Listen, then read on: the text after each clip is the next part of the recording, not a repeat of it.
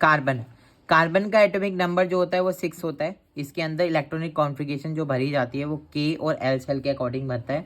यानी कि के सेल जो होते हैं वो 2 इलेक्ट्रॉन्स को फिल करता है और जो एल सेल होती है वो 4 इलेक्ट्रॉन्स को फिल करता है। ठीक है। कार्बन जो होता है ना, ये कार्बन इस तरीके का होता है कि अगर हम कार्बन की बात करें तो कार्बन ना हमारे पूरे वर्ल्ड वाइड लेवल में हर एक बॉडी के पार्ट्स में, हर एक चीज़ के अंदर आपको देखने के लिए मिलेगा। इवन लिविंग बींग्स भी जो होते हैं ना, उनकी बॉडी की कंस्ट्रक्शन में भी कार्बन का रोल होता है। ठीक है।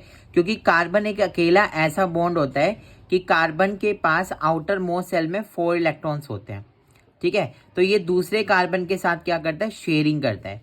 शेयरिंग करके इलेक्ट्रॉन्स की पेयरिंग करता है और यहाँ पे क्या होता है, ये इलेक्ट्रॉन्स को शेयर करके पेयर बनाता है। ठीक है। इसके अंदर 2 इंपॉर्टेंट प्रॉपर्टीज होती हैं जिसको हम कैटिनेशन बोलते हैं। कैटिनेशन जो होता है इसका मतलब ये होता है कि कार्बन कार्बन के साथ एक बहुत लंबी लॉन्ग चेन बना सकता है। ठीक है। कार्बन एक बहुत लॉन्ग चेन बनाता है क्योंकि कार्बन अकेला ऐसा एटम होता है जो शेयरिंग पेयर करके इलेक्ट्रॉन्स को किसी दूसरे के साथ पेयरिंग करता है। ठीक है।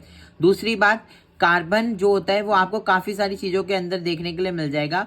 कार्बन के बहुत सारे ओलोटॉप्स होते हैं। कार्बन का जो सबसे पहला ओलोटॉप्स होता है वो होता है डायमंड। डायमंड को सबसे ज़्यादा हार्डेस्ट फॉर्म माना जाता है। सबसे ज़्यादा हार्डेस्ट फॉर्म की अगर बात करी जाए तो उसमें होता है हमारा डायमंड। दूसरा होता है ओलोटॉप्स जो होता है इसका, वो होता है ग्रेफाइट। ग्रेफाइट जो होता है ये सबसे ज़्यादा सॉफ्ट होता है। ठीक है। यानी कि कार्बन दोनों तरीके से मिलेगा आपको, हार्डेस्ट फॉर्म में भी मिल सकता है और सॉफ्टेस्ट फॉर्म में मिल सकता है। हार्डेस्ट फॉर्म मतलब कार्बन जो है 2 तरीके की चीज़ों में, देखो मतलब आप ये कह सकते हो कि कार्बन बहुत हार्ड भी हो सकता है और कार्बन बहुत सॉफ्ट भी हो सकता है। डायमंड जो होता है इस पूरे वर्ल्ड वाइड लेवल में सबसे हार्डेस्ट जो होता है वो डायमंड माना जाता है और ग्रेफाइट सबसे सॉफ्ट होता है। ये आसानी से ब्रेकेबल हो जाता है। ग्रेफाइट को आप आसानी से तोड़ सकते हो। अगर आपके पास में ग्रेफाइट है और आपको उसको फेंक के मारो ना तो आसानी से टूट जाएगा। बट डायमंड ब्रेकेबल नहीं होता क्योंकि इसके अंदर की जो बॉन्डिंग होती है ना वो इस तरीके की बॉन्डिंग रहती है, सबसे ज़्यादा स्ट्रॉन्गेस्ट बॉन्डिंग। और सबसे ज़्यादा स्ट्रॉन्गेस्ट बॉन्डिंग होने की वजह से ईजिली ब्रेकेबल नहीं होता।